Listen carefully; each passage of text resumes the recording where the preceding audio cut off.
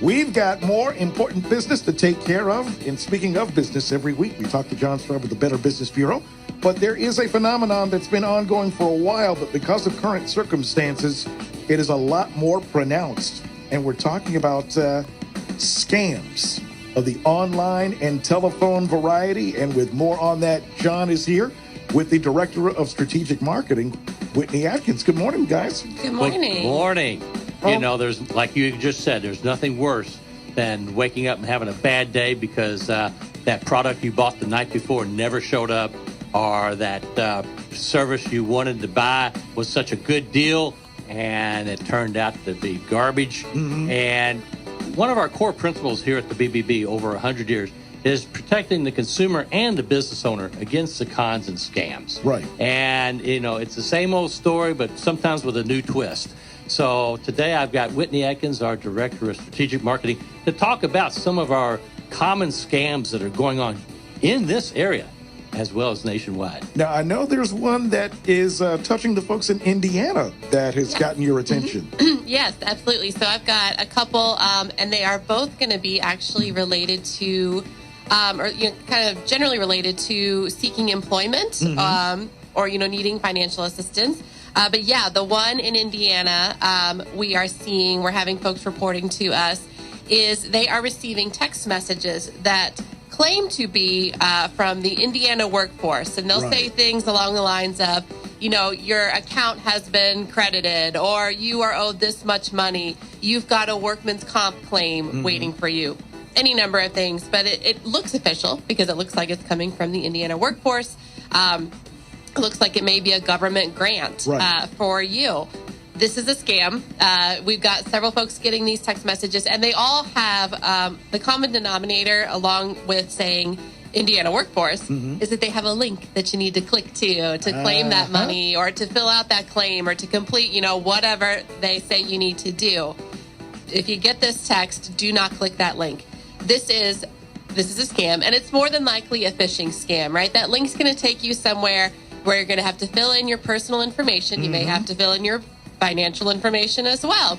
The point is that they are looking for your information. They're looking to hopefully potentially steal your identity, or just gain access to your bank account, your credit card information, things of that nature. So if you see this text come through to your phone, delete, don't engage. It's a scam, unfortunately.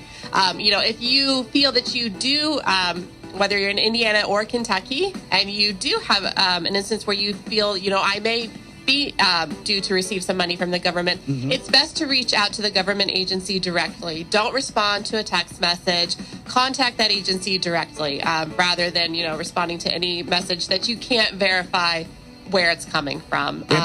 One of the things that I can add, having been an IT professional. Oh, yeah.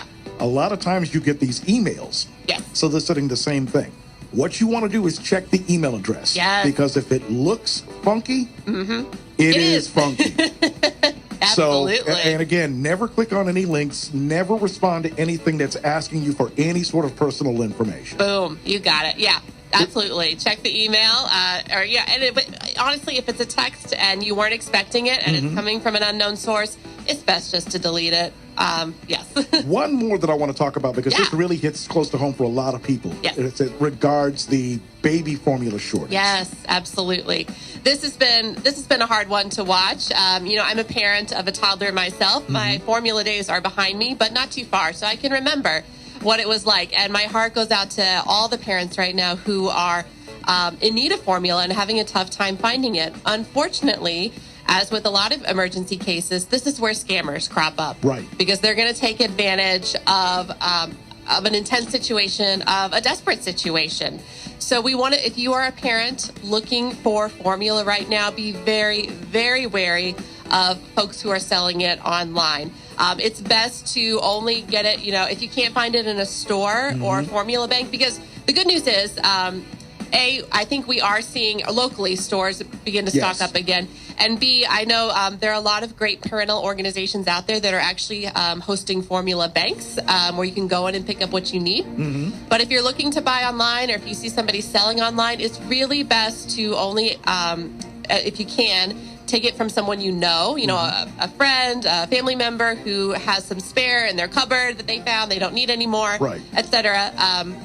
Rather than buying from someone you don't know, because you see a picture posted of formula online, you don't know if right, they actually have that, right? You don't know. They could have pulled that photo from Google. They could have pulled it from anywhere and claim, oh, I've got this formula. Just, Venmo me, cash at me, send me some money. It's yours. You send them the money, you never hear from them again. Right. Or you can't verify, secondly, A, that they have that formula, or B, that it is still valid, that it hasn't expired yet, right? So we want to be very careful.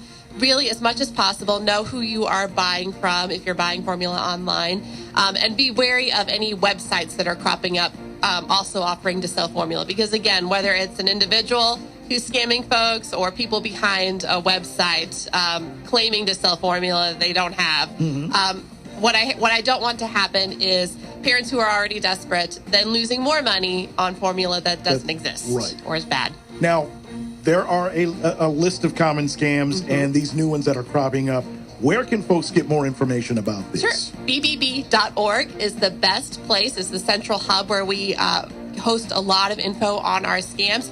And it is also where you can find our scam tracker system. So say that you, Mark, you encounter a scam, right? Or you think you may have encountered a scammer, or someone you know and love has encountered a scammer, maybe a mom, friend, whoever. Send them or come to bbb.org. You can fill out information on our scam tracker system. Tell us what you've encountered. If you have a name or a quote-unquote company name, give us all that info, because then once we verify it, we can share it widely and hopefully prevent others from being scammed too. Now, we don't post. We do ask for some of your information just in case we need to contact you. We do not share that. So we're not going to put your information out there, but we are going to put those scammers on blast and hopefully get that info out to the community and prevent others from falling prey as well. And John, this also protects business owners as well, correct? Absolutely, because you got one bad actor out there who's putting a bad roof on, doing bad plumbing, bad electricity. It puts the good, honest, ethical worker, the person that's working 24/7, 8 days a week, all day long. It puts the good, honest, ethical businesses, brings them down to the scammers level, and we don't want that. And that's so we look for the good, honest, ethical businesses. So if you are a business owner and you say, I want to be accredited, again, go to bbb.org, click on the link that says get accredited, and we can take care of that for you as well. All right. So once again, valuable information from John Straub and Whitney Adkins. Thank you both for basically sharing this info, because it is so desperately needed these times. All right.